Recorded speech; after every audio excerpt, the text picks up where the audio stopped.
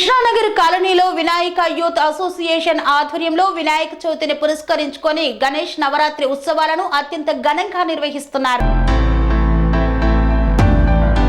మేడ్చల్ జిల్లా ఉప్పల్ నియోజకవర్గం Meerpet HB colony Moula Ali Krishna Nagar colony road number 1 Vinayaka youth association ఆధ్వర్యంలో నెలకొల్పిన గణనాథుడి పూజలో కాలనీలోని కుటుంబాలు, మహిళలు, పురుషులు, యువతి, యువకులు, పిల్లలు పెద్ద సంఖ్యలో పాల్గొన్నారు. ఈ సందర్భంగా కృష్ణానగర్ వినాయక యూత్ నాయకులు మాట్లాడుతూ మండపంలో కొలువై తీరిన గణనాథుడికి 9 రోజులు అత్యంత భక్తి శ్రద్ధలతో పూజలు నిర్వహిస్తామని తెలిపారు. కాలనీలోని ప్రజలకు, వారి కుటుంబంలోని అందరికీ ఆయురారోగ్యాలు, ఐశ్వర్యాలు ప్రసాదింప చేయాలని, వారు మొదలుపెట్టిన ప్రతి పనిలో విజయం సాధించాలని, వ్యాపారాలు సమృద్ధిగా జరగాలని కోరారు.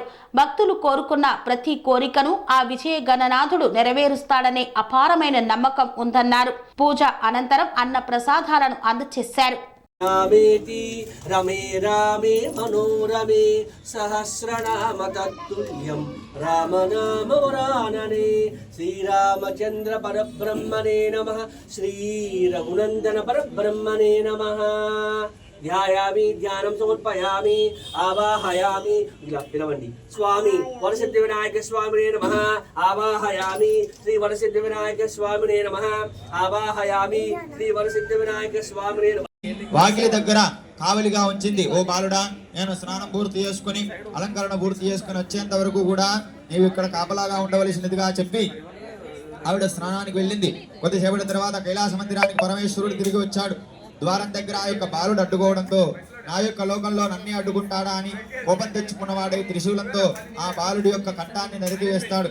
కాసేపటికి పార్వతీదేవి వచ్చి చూసి తన బాలుడు మృతావస్థ చెంది ఉండడం చూసి ఎంతో బాధపడుతుండగా ఇందాకే గజాసురుణ్ణి తలను తీసుకొచ్చి ఈ యొక్క బాలుడికి అతికించిన వారే మరలా ప్రాణం పోసి ఆ యొక్క గజాననుడు అనే నామంను నామకరణ చేసి అల్లారు ముద్దుగా పెంచుకుంటున్నారు ఆ యొక్క పార్వతీ పరమేశ్వరులు.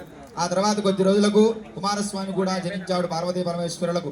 ఆ కుమారస్వామి మహాబలశాలి, అతడి వాహనం నెమలి, అతడు దేవతల సేనానాయకుడై ప్రఖ్యాతిగాంచి ఉన్నాడు. ఒకనాడు దేవతలు, మునులు, మానవులు కైలాస పర్వతానికి వెళ్లారు. విఘ్నాలన్నింటినీ కూడా అధిపతినివ్వమని ఆ యొక్క పరమేశ్వరుని ప్రార్థించాడు. ఆ పరమేశ్వరుడి కన్యామణులు కూడా పొందగలిగాడు. కనుక ఇతను దాని వినట్టు పూర్వము గజముఖుడు గజాసురుడు శివుడి కోసం తపస్సు చేశాడు. ఆయన అతని తపస్సును మించి పరమశివుడు ప్రత్యక్షమై వరం కోరుకోమన్నాడు. గజాసురుడు స్వామి నువ్వు నా ఉద్రోగండి నివసించాలని కోరాడు. దాంతో భక్త సులభుడైన శివుడు అతని కూర్చుని ఉండిపోయాడు. జగన్మాత పార్వతి భక్తులను వెతుకుతూ ఆయన గజాసురుడు కడుపులో ఉన్నాడని తెలుసుకుని ఆయన దక్కించుకునే ఉపాయం కోసం ఈ మహావిష్ణుడు ప్రార్థించింది. శ్రీహరి బ్రహ్మాది దేవతలను సృష్టించాడు.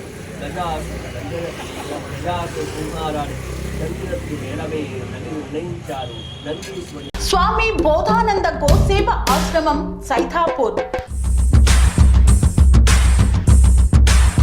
జ్యోతిష్యం, వాస్తుశాస్త్రం మన పూర్వీకులు మనకిచ్చిన వరం.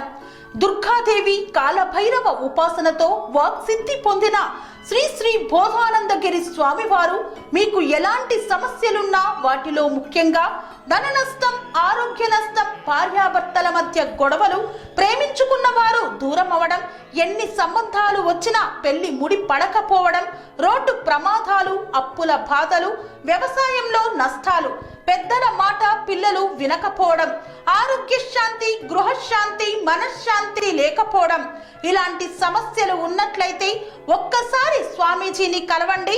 మీ సమస్యలకు తగిన పరిష్కారాన్ని పొందండి. అంతేకాక అన్ని రకాల వ్యాధులకు గోపంచగవ్య మరియు మూలికా వైద్యం చేయబడును. నమ్మకంతో రండి, ఆయురారోగ్యాలతో వర్ధిల్లండి.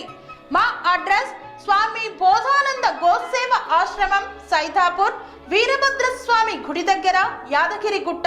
సంప్రదించవలసిన నెంబర్ 9849213754 మరియు 9618034138.